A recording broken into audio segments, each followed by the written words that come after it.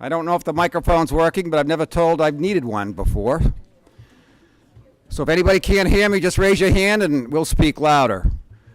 My name is Tim White. I'm the chair of the Hingham Affordable Housing Trust, and we are hosting tonight's meeting. We are, this is going to be the first item on our agenda. We have a regular meeting, which after we complete the housing forum, any and all of you are welcome to stay and kind of hear how we operate on a monthly basis. So before we get the forum going, I just thought I'd give you a little bit of background about the trust and what we do here in Hingham. It was created back in 2007 by vote of town meeting. And the trust is one of several affordable housing trusts spread throughout the Commonwealth. Some towns have them, some towns don't have them. Hingham was one of the first because the statute that enabled the creation of these trusts was actually passed in 2006. So that's something that our town can be proud of, that when we saw the opportunity to extend our ability to create and maintain affordable housing, we jumped at the opportunity. The trustees are all members of our community, and we have several of them here, so I'm just going to do a very quick introduction. Britton Dubois, I see over there. Al Chambers right up front. Nancy Kerber, I saw you, Nancy. Mike McDonald. And who am I missing? Kathleen Monty. We come from different walks of life. We have lawyers, we have construction folks, we have banking people, we have affordable housing people.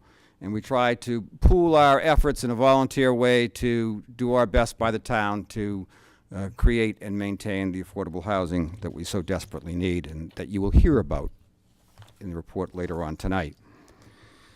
How is Hingham doing in respect to affordable housing? Well, as some of you, or maybe all of you know, we actually have our 10% now, which is the minimum amount you need to be able to not be forced to deal with what we call unfriendly 40Bs. But we got to 10%, I would like to think in part because of the efforts of the trust, the Housing Authority, and the community at large.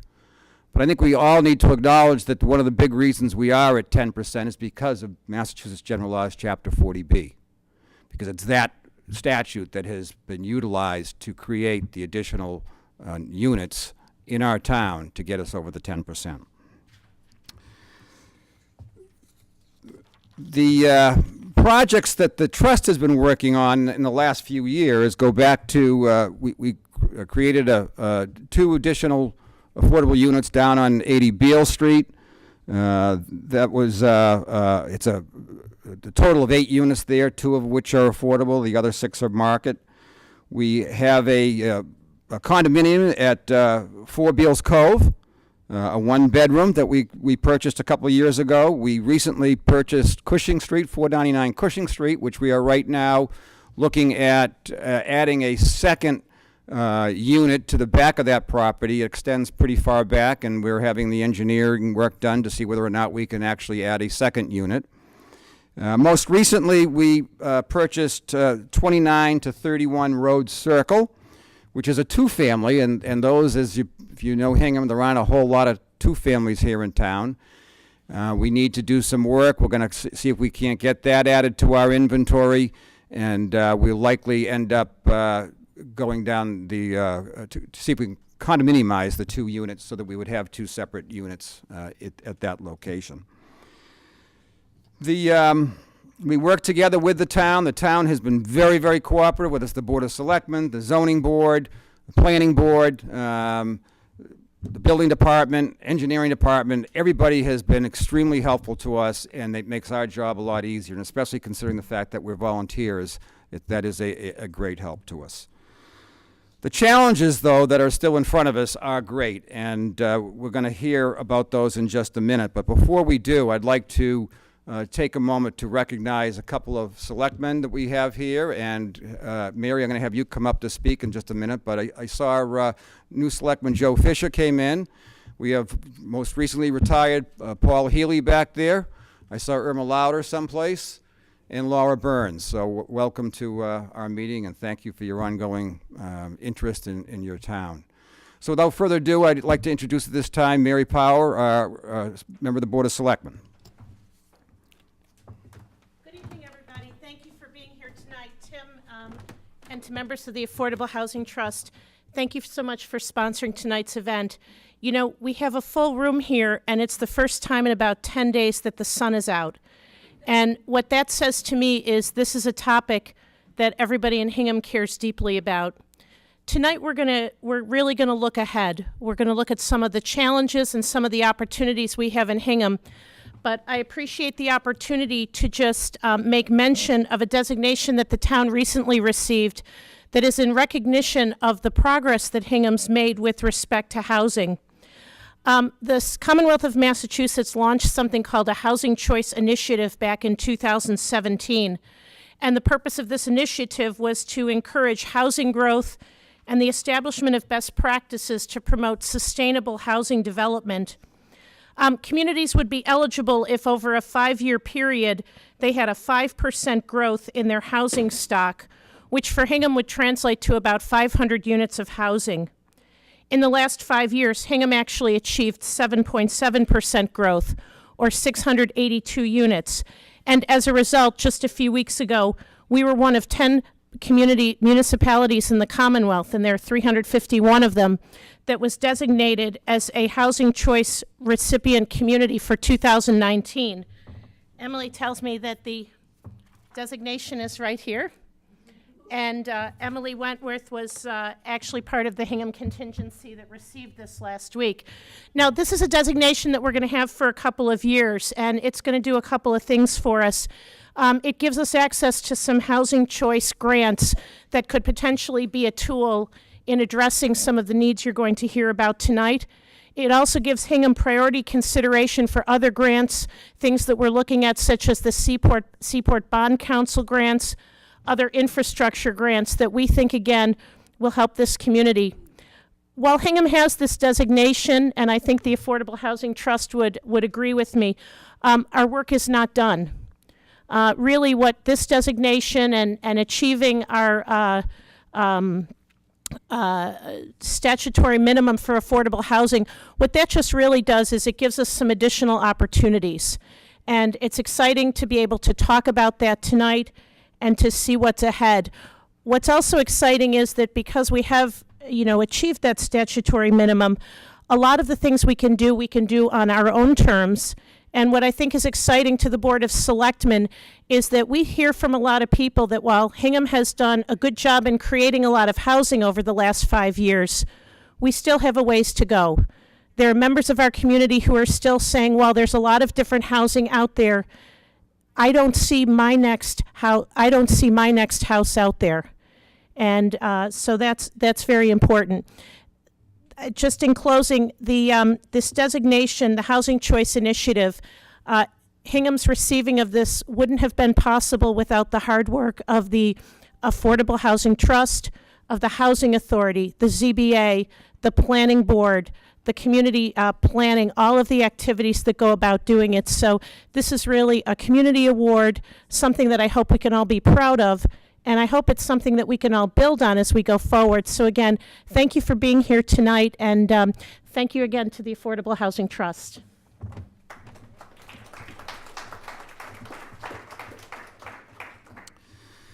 So as Mary said, she said, just because we've reached our 10% doesn't mean our job is done. And the Affordable Housing Trust has always taken the position that the 10% is nice to have because it does give the town additional flexibility in where and how we develop our affordable housing. But our experience in this community tells us that we need affordable housing. We need more for seniors. We need more for families. We need more for disabled folks. We simply need more affordable housing, and their job is not completed yet. So we've always known that from a gut feeling, so to speak, but this is what we're trying, putting together this housing needs assessment is actually going to identify with data to back up what we believe we know is that we need more affordable housing. So without further ado, what I'd like to at this time ask to come up Karen Sonnerberg, who's going to walk us through our forum tonight.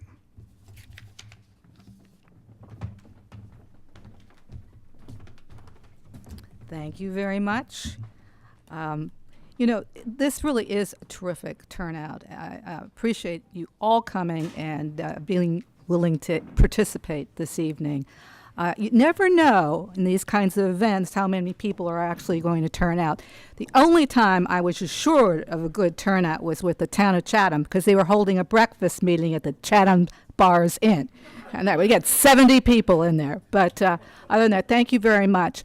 I am going to move through this presentation fairly quickly so that we have plenty of time for the really core program this evening, which is to hear from you on what you think the town's priorities should be moving forward on its housing agenda. Because we have an ambitious agenda, I'm also going to ask you to hold questions and comments till I get through the presentation. The housing needs assessment is the first major component in the housing plan that we are preparing. It is a fairly comprehensive and detailed document. We're still tweaking it, but we should have it available on the town's website within the next several weeks, so you'll be able to see it there. I'm going to try to go through the main findings through the housing needs assessment this evening.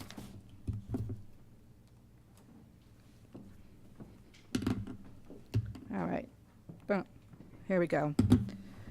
So just to go, going to give the context for why we are preparing a housing plan. And I want to do a shout out and acknowledging the town. You know, the numbers of municipalities might think, oh, we reached the 10%. Now we've done. We're pretty much satisfied the need and we're done. And I give the town a lot of credit for moving forward and really trying to identify where it should be investing its efforts.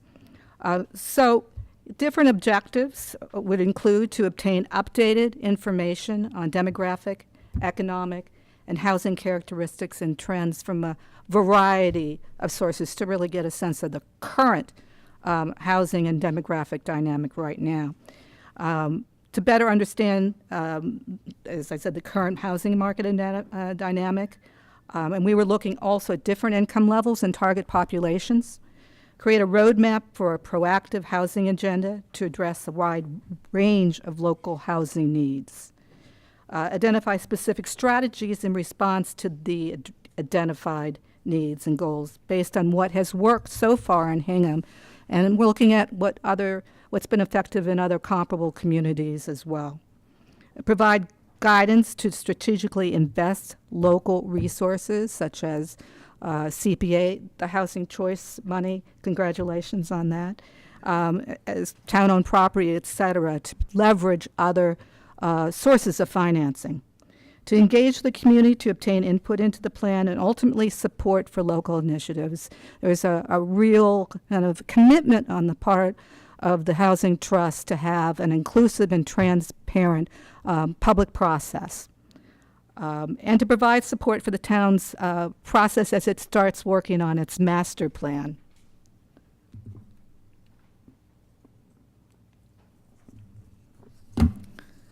So what is affordable housing? There are actually numbers of definitions of affordable housing. And for example, HUD has long had the definition that if you're spending more than 30% of your income on housing costs, whether it's for ownership or rental, you're living in what's be interpreted as unaffordable housing. And then different subsidy programs have different kind of affordability thresholds as well. The definition that we most use is that which was included under Chapter 40B Comprehensive Permit Law. If a unit met all the basic requirements, it would be considered affordable by the state, eligible for inclusion in what's called the Subsidized Housing Inventory, SHI. We call these units the capital A affordable units. And the requirements include, for example, that the unit has to be affordable to a household earning at or below 80% of area median income. And the Boston area, in which Hingham is included, is a vast area, including some municipalities in New Hampshire, all the way down to the South Coastal area, going way out to Framingham. And just to give you an example, we're including in this chart the recently released 2019 income limits that HUD's basically establishes by household size on an annual basis. They just came out. And comparing to the 2018 income limits that we have been using for the past year. And unusually, and somewhat worrisome, was the significant increase in the income limits. For example, for a household of three, the 2018 income limits were $73,000 and it increased to $80,300 in 2019.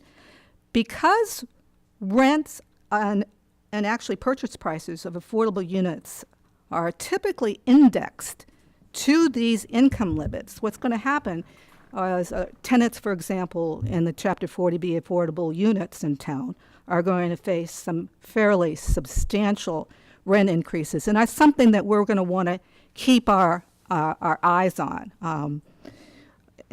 So besides the income limits, the units have to be permanent. That's why mobile homes aren't considered as eligible for inclusion.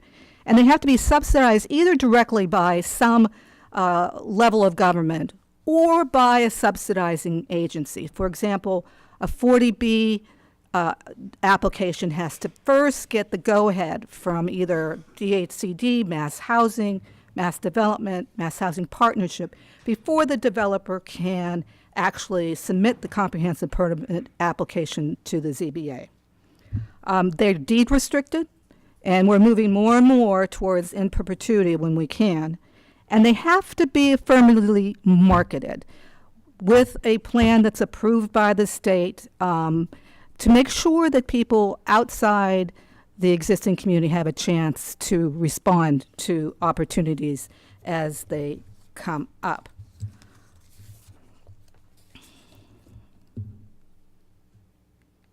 So looking at these capital A affordable units, what is affordable in Hingham?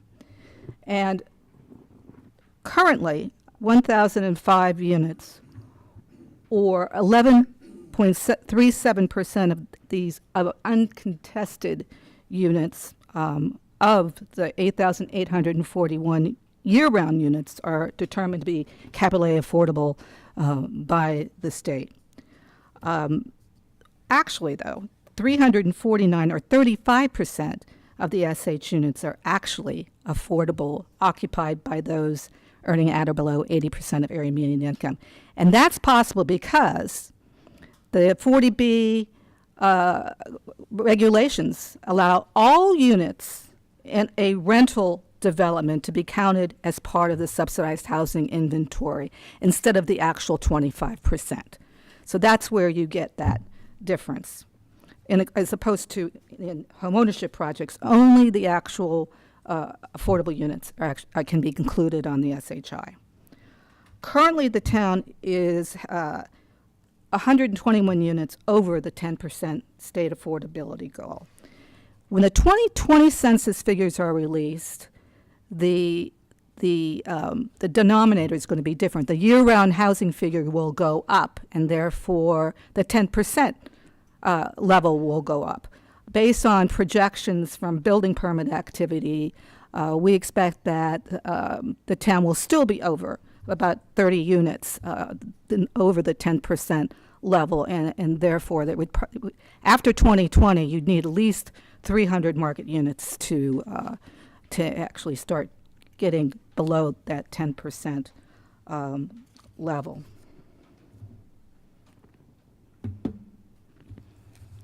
As we mentioned in the purpose, is that the town wants to really focus on the wide range of housing needs. And as to mention there, despite reaching the 10%, there are still pressing unmet housing needs in the community. And part of the housing needs assessment, we have really included indicators of need that certainly point to this. This plan is meant to address the wide range of housing needs based on, once again, different income levels and target population. And so we are including the little a affordable units too that still might not meet all those requirements under Chapter 40B, but still serve a pressing local housing need.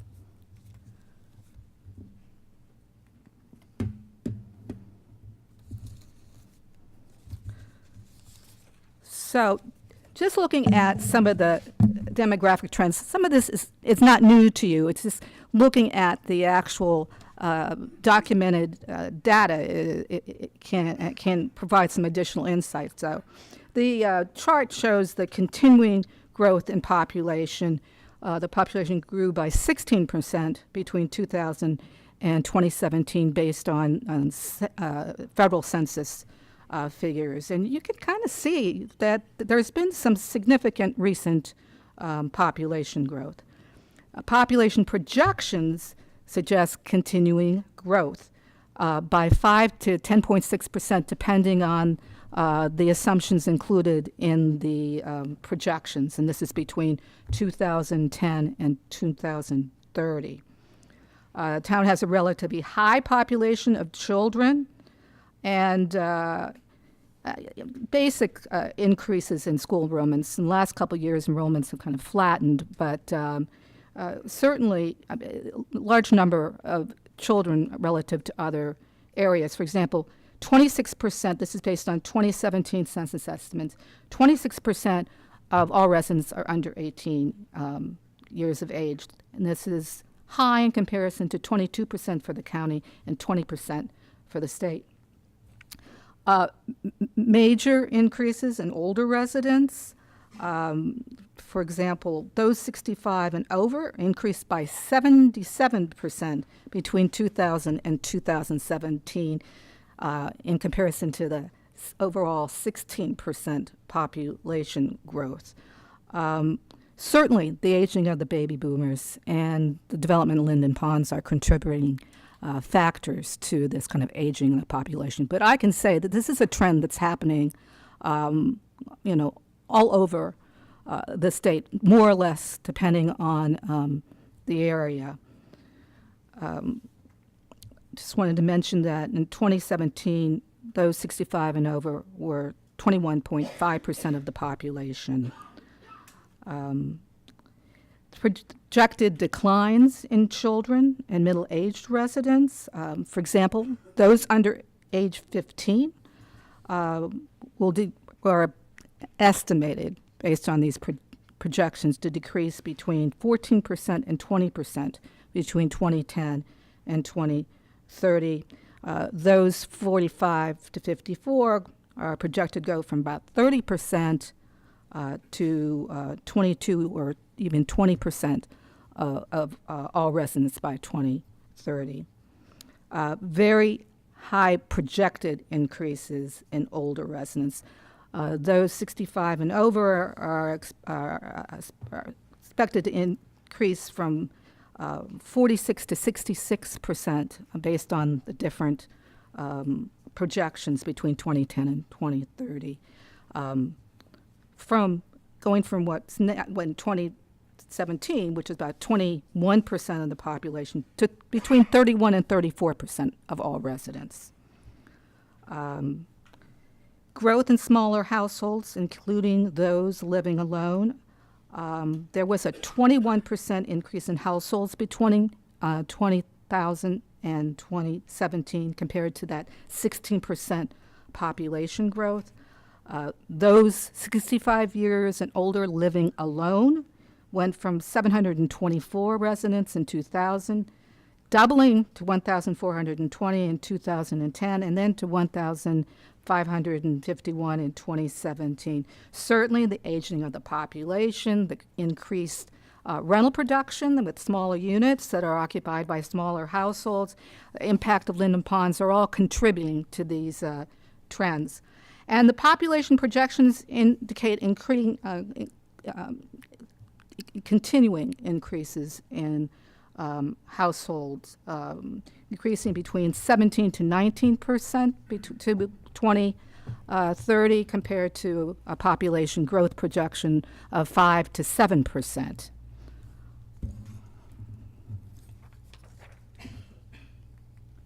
So this chart is basically shows the age distribution over time. From the column on the left is the brown is 2000 census, blue 2010 census, and the gold 2017 census. And we're starting from the age groups under 18, 18 to 34, 35 to 44, 45 to 54, 55 to 64, and then with 65 to 84 and 85 plus. And you see the steeper increases in older residents, and those under 18 being a significant part of the population, but kind of flattening out.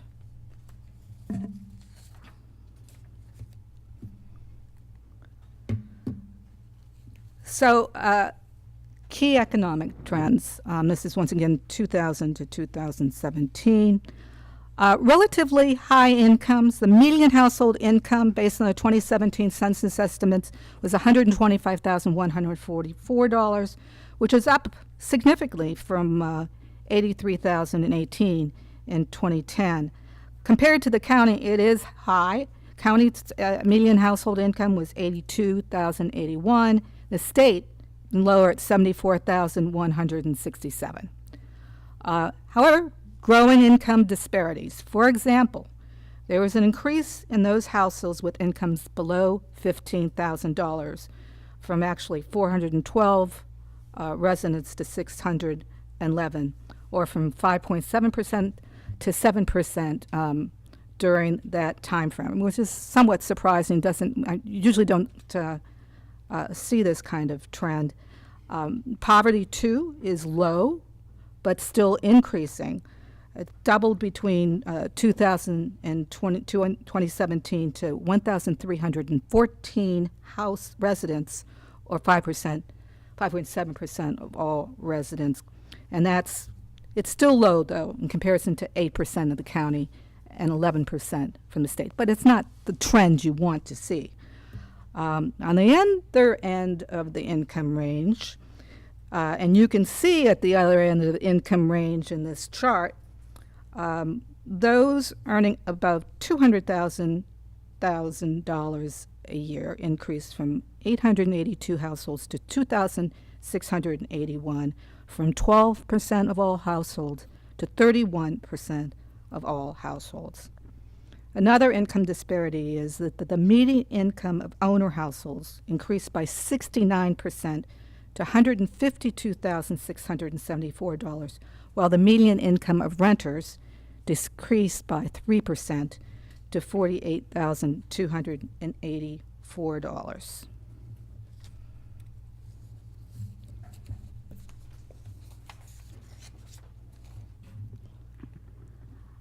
This chart shows widening affordability gaps in the community.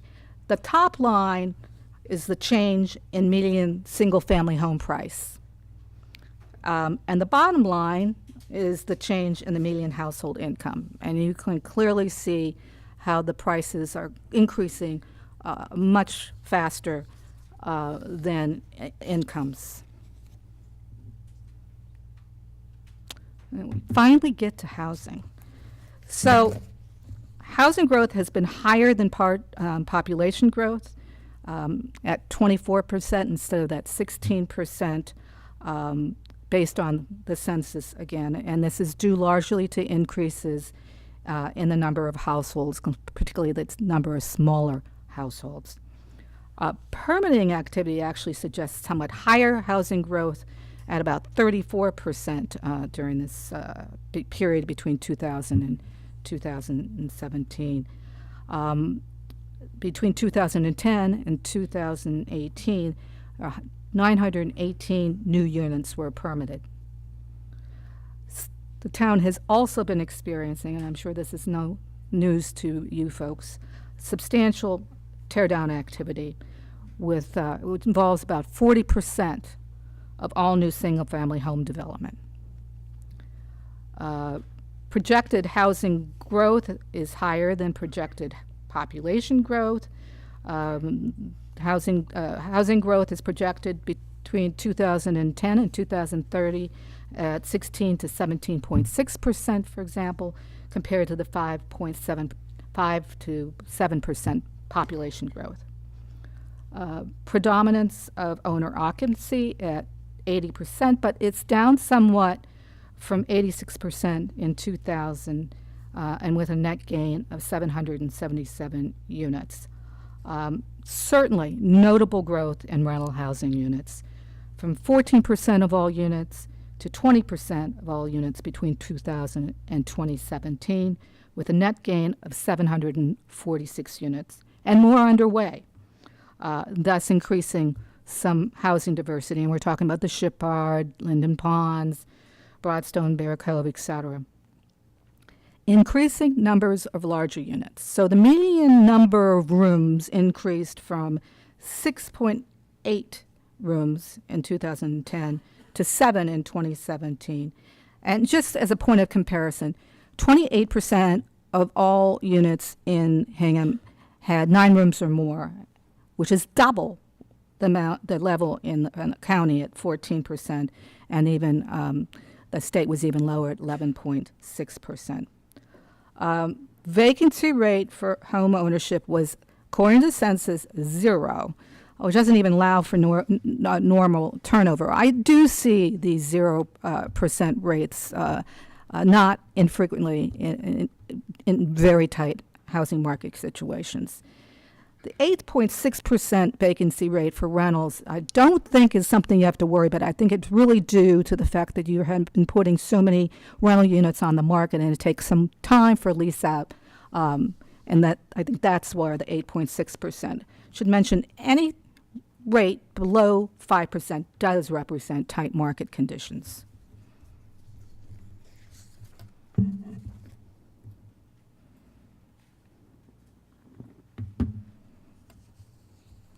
I mean, certainly vacancy rates relate to housing demand and supply balances or imbalances. And at this point, if we look at the little a affordability, the town has very little of that remaining in its private housing stock. There are only 122 single-family homes and condos that were assessed below $200,000, and some of those include the affordable ownership units, and another 137 between $200,000 and $300,000, and only all but 13 of those units included condominiums. Prices remain high, not a surprise. The median single-family home price as of the end of 2018 was $813,750. And to afford that price, you have to have an income of about $187,500. And that's assuming 80% financing. And then also you got to consider that, you know, what's the down payment? If you don't have equity from a previous house, you're talking about a down payment and closing costs of at least $175,000. Condos, the median condo price was $450,000, which requires an income of about $110,700. Market rents are also high. The median gross rent, 2017 census figures, was $2,190, which requires an income of $95,600. Assuming all of this affordability piece, we're assuming that 30% affordability threshold. And then we threw in also an average utility bill. But that $95,600 to get the median house price, median rental, is much, much higher than the median renter income in Hingham of $48,284. And current market rents are, in some cases, well over $3,000 for the new rentals that are popping up. high single-family affordability gap of $270,750, and that's the difference between what the median income earning household at $125,144 income can afford, or about $543,000, and the median single-family house price of that of $813,750.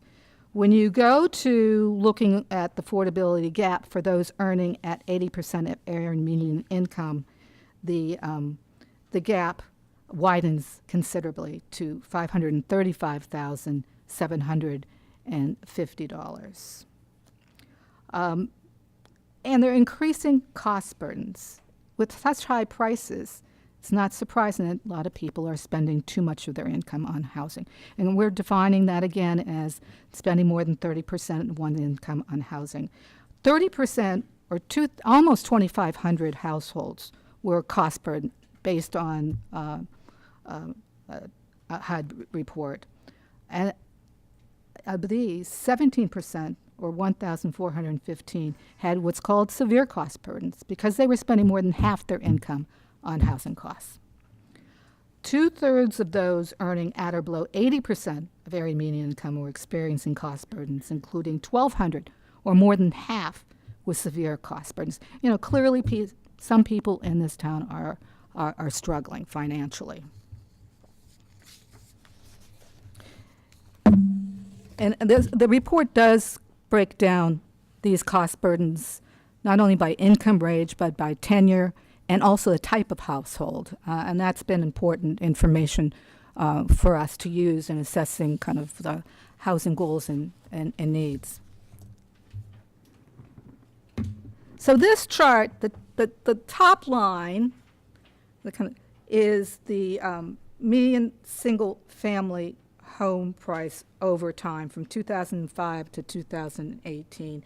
And the bottom line, the blue line, is the median condo value. You can see that the condo market has been rather volatile, going up and down, as opposed to the single-family value, which has been relatively consistent despite the recession. We're talking about a very robust and resilient single-family home market in Hingham. So this chart is derived from, we looked at all sales of single-family homes and condos for a one-year period from March 2018 to February 2019, and distributed those values, those prices by range. And you see the distribution over from the early parts where there weren't there many sales below $400,000, but it goes into the kind of more familiar bell curve, and then you really see the uptick, which is the luxury market in Hingham, and we're talking about not only an uptick in family home prices, but also in condominiums.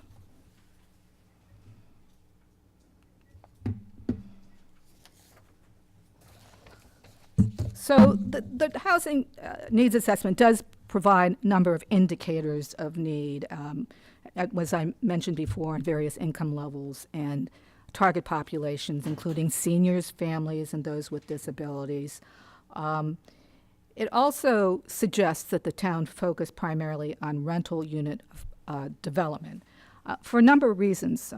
One is that through rental development, you can get at some lower income tiers and reach some of the more vulnerable residents in the community based on resources that are available to help finance such development. The idea is to continue to promote greater housing diversity, provide more appropriately sized units for increasing numbers of smaller households, as rental units tend to be smaller than ownership units. Offer opportunities for seniors to downsize in less isolated settings, opening up their existing units to families. to leverage other funds, and this is important, almost all state and federal funding is directed to rental housing, family rentals in particular. Enhance the ability to qualify occupants for housing subsidies as state requirements regarding assets, financial assets, make it very difficult for long-term owners to be eligible for assistance. Typically, you can't have more than $75,000 in financial assets. For age-restricted housing, you can have a net equity in sale of a house of $200,000 and the additional $75,000 in assets.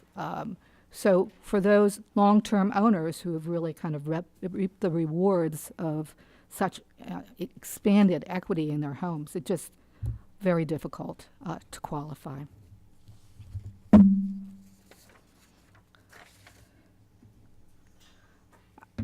The needs assessment does acknowledge that there is a place for some affordable home ownership opportunities as well, for starter homes, clearly, and for options for downsizing.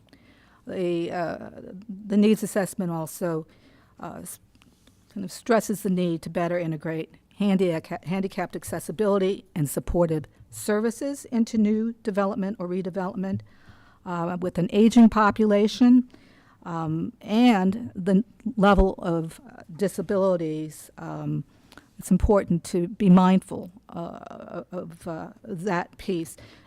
Just mention that 8.2% of all residents claimed a disability, and and 24% of those 65 years of older also claimed a disability. Additionally, older housing stock will also require resources to support housing improvement and preservation work.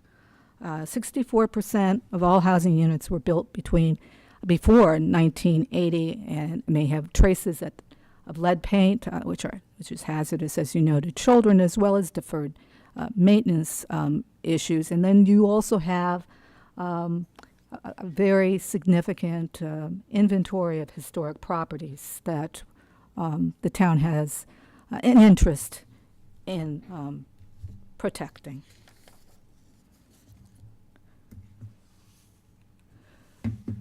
So we're going to go into, we're going to divide into small groups to have discussions, and there'll be questions for you to go through and instructions for doing so. The major issues that we want to get your input in tonight is, what is the town's greatest challenge related to preserving and producing housing affordability and diversity? What should Hingham's long-term affordable housing goal be for addressing unmet housing needs? We're looking at both capital A and little a affordability needs over the next 10 years. What are the best locations for new housing development? And what are the most important actions or strategies for the town to implement to address priority housing needs? And just to go over some next steps, with comments, input from tonight, we'll draft the next sections of the housing plan, and also even before that, finalize the draft housing needs assessment and make it available to anybody in the community who wants to review it. And then after we have the other sections on housing strategies and challenges produced, we'll have another public forum to present and get feedback on it, and then we'll go about finalizing the housing plan. So with that, we're going to have a short question or comment period. And if it goes on much, I think we'll end up, I'll be able to float around, and you can ask me questions during the breakout session as well. So any questions or comments on just what I went over? Yes? Yeah, hi, my name is Greg Warren, 1166. Oh, sorry. Yeah, anybody who has a question just has to use this microphone so the folks at home watching on local cable access can hear you. Thank you. This mic here? Yes. Yeah, that'll work. Okay. Okay. Yeah, My name is Reg Warren, 11 Cedar Street. Your data clearly shows that there's an increasing gap in both income and the ability of people to afford housing in Hingham. I would argue, however, that just the very introduction of 40B, where you give opportunities to people with less income to come into a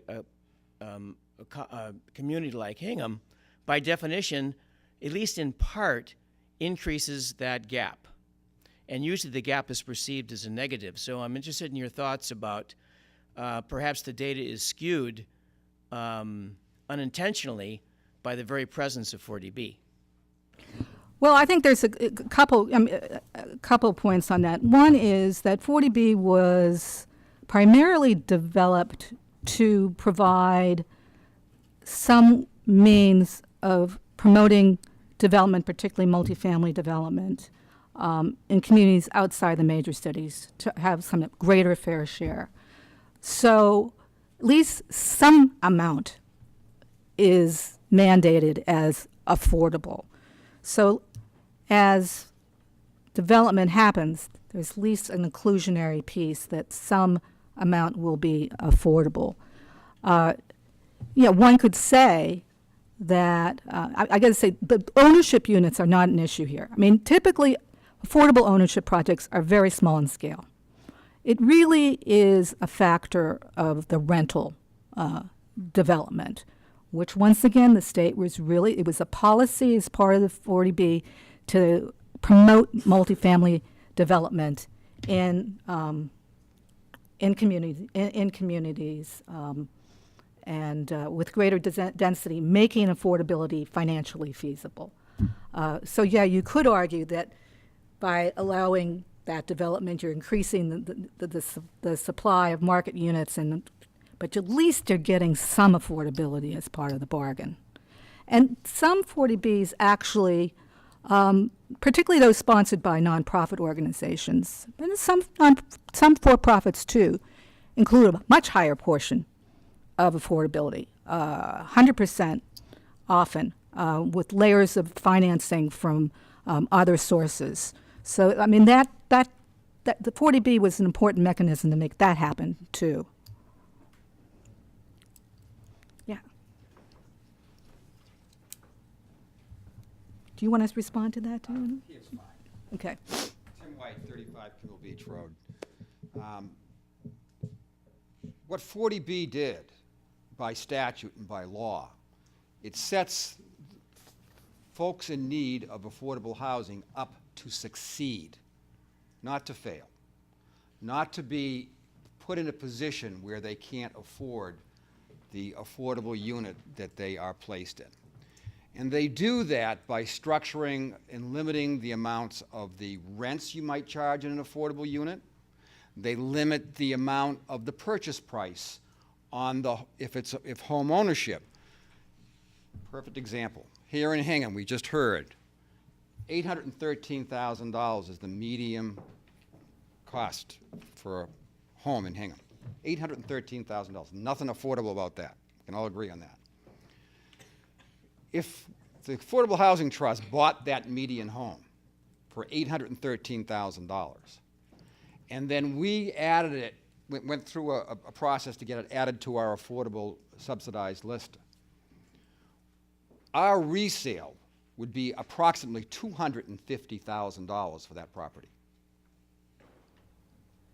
And the reason for that is that recognizing that the folks at the 80% of the area median income couldn't afford to pay a mortgage on an $800,000 house, but they can meet the minimal requirements, and they go through the application process to pay the mortgage on a $250,000 house without going above the 30% of their gross income for housing purposes.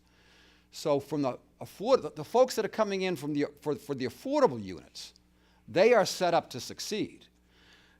Now, as Karen said, some of the market rate ones, perhaps some of the folks that are buying the market rate ones aren't as meticulous about keeping in mind that they should only be paying 30% of their income for the nice apartment they're getting. So that's not, we got to be real careful with that. The idea behind 40B is we're setting people up to succeed. And we're doing it by limiting the amounts of purchase prices and rents to accommodate the actual income of these folks. Now, to go back to that example, the $813,000 house, we're in the trust. We're not going to buy it because we're not going to pay over $500,000 to create one single unit in town. The trust wouldn't do it. The Board of Selectmen, who have the final say to approve or disapprove of our actions, wouldn't approve it, I don't believe, and they shouldn't, because it's not financially sensible. But for example, we talked earlier about some of the projects that we have ongoing. We just spent about $525,000 to purchase a two-family down on Road Circle. When we finally are able to sell those, we're going to sell them for about $250,000 apiece. So it's not going to cost the town a whole heck of a lot of money to create 2 additional affordable housing units. 499 Cushing. We spent, I think, a little bit more than that on one house. But that was recognizing that that property has the opportunity to create a second unit. No guarantees, but that's the kind of work that we do. So. That's great, thank you. Any other quick comments or questions? Okay. Yes. I'm the director at the Hingham Housing Authority, and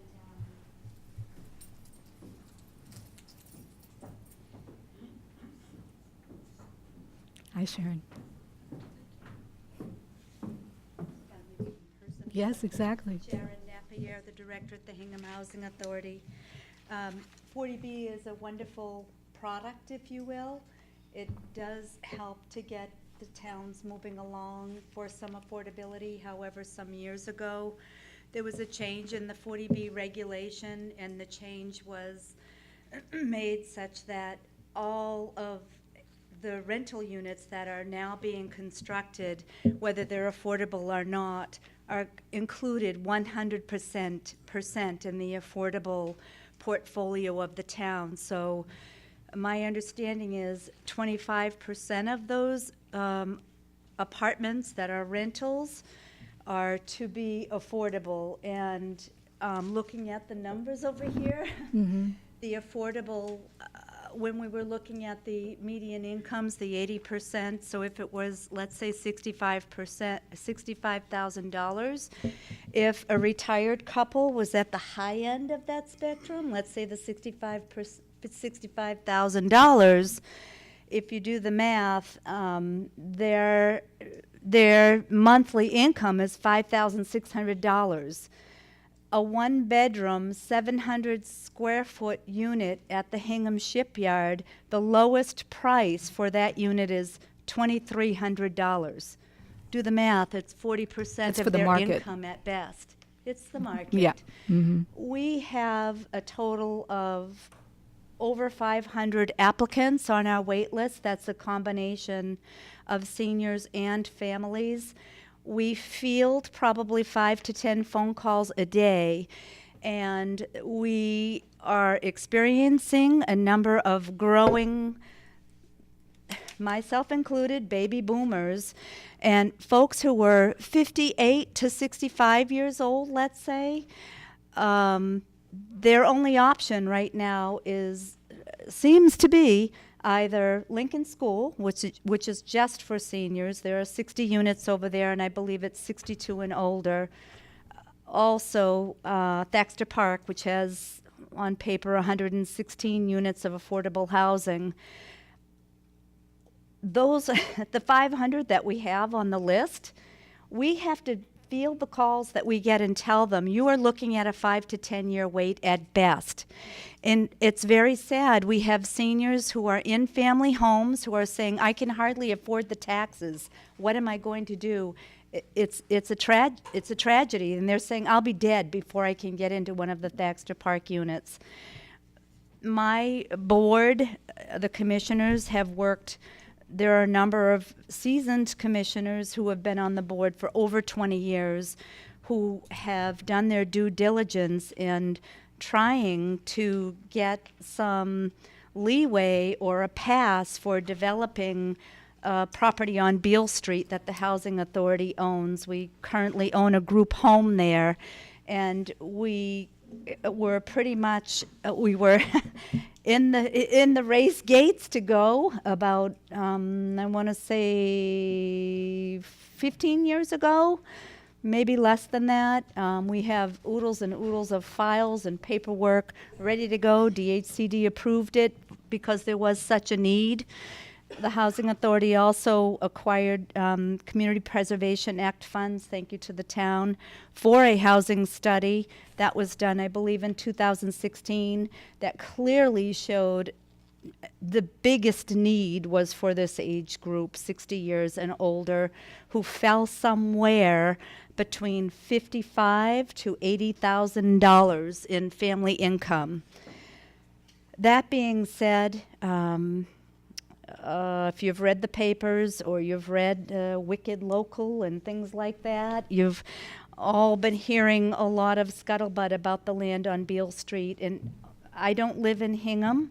It's a beautiful community, very supportive. I belong to a few organizations in Hingham. What I would ask of you is to just please be aware and listen to your board. They are really fighting for this, for you residents who are in need of truly affordable housing. And that would mean possibly 80 units on Beale Street, 1 and or 2 bedrooms for disabled and 60 years old. That would be truly affordable. That would be somewhere in the lines, and I'm talking about something that we've looked at for a number of years, and the income does change. Don't quote me on this, please, but we're looking at somewhere between $1,200 to $2,200 for 1 and 2 bedroom apartments. That is a place where folks can downsize, they can be comfortable, they're not in state public housing, which is, thank goodness we have that for folks who need it, but it doesn't fit this population that Karen is speaking of. And we had a long conversation about the needs of the town, and folks who we can't count, who come to our doors and who call us, who turn away and say, you know, I can't wait 5 to 10 years. I have some money, I'm selling my house, or we have a little pension. We don't want to buy something else. We want to stay in Hingham. We've been here 50 years, et cetera, et cetera. So I just would like to share that with you, what we are working with day in and day out. And it's become more and more difficult over the last 2 years, I would say, just as Karen has pointed out in the study of the growing need for that population, that I don't know where they're going. I truly don't. Some of them will say, well, even children of Hingham residents will call and say, we're selling our family home and my folks are moving. Sounds wonderful, but they're moving to Florida. Mm-hmm. There's something less expensive. They're moving into the Sunshine State. 4 or 5 years later, one of the spouses passes away and the other one wants to get back into Hingham. Forget about it. We've got a bunch of those folks on our wait list as well, who are trying to get back into Hingham after they've, been in their glory days of retirement where they should be. And we all know things happen, and you have one retirement income or one pension, everything changes, and they have to come back here, and they can't. So I would just say, when you're looking at, I would just say, if folks can think about those things, what we deal with day in and day out, and when you're getting into your working groups, I believe maybe that's something that folks could think about with further down the road, 3 to 5 year plan, because God knows it's taken 20-something years. I think it'd probably take at least another 5 to probably get somewhere in between. And our hope is certainly that we can work with the town on all of that, and Yep. fulfill those needs. And we'll be discussing strategies shortly. How about one more? Thanks, Sharon. And how about one more? Okay. Hi.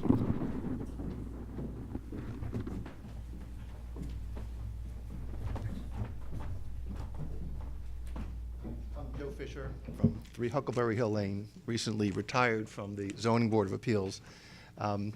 One of the issues that we've seen on the zoning board in terms of dealing with affordable housing is really a different approach than what I've heard discussed, which is how do we keep families together?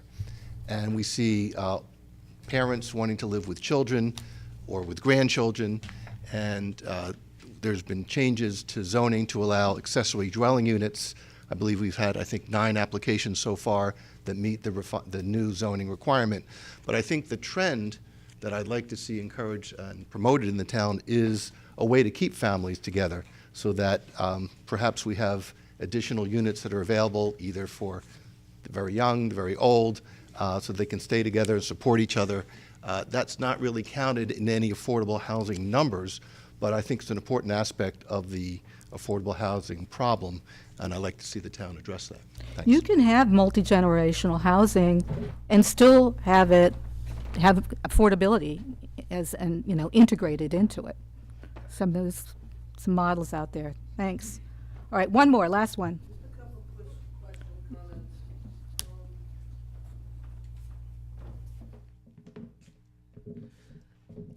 I've been well aware for a while about the term affordable housing and the 80% median and all. And it's not really affordable. You know, you might refer to something more as low income. I'm wondering why everything is always based on a median income, whereas if you looked at the average income, it would be much, much, much lower. It would make a big difference because that would be actually telling you how many. Mean income is actually higher. Hmm? The mean income is actually higher. Oh, yeah, yeah. Yeah. And the other thing I wanted to ask is there seems to be a lot of emphasis on purchasing homes. Do you feel there isn't as much or more of a need for rentals as opposed to purchases? All right. If there are additional questions or comments that pop up, I'll be floating while you're in small group discussions, and we'll stay at the end if there's anything else that you want to discuss.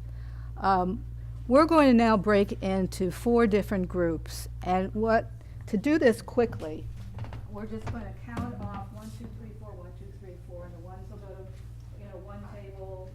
Well, I'm doing 5 now. Okay, that's good. So let's start here, then we'll go. You want to do 1, 2.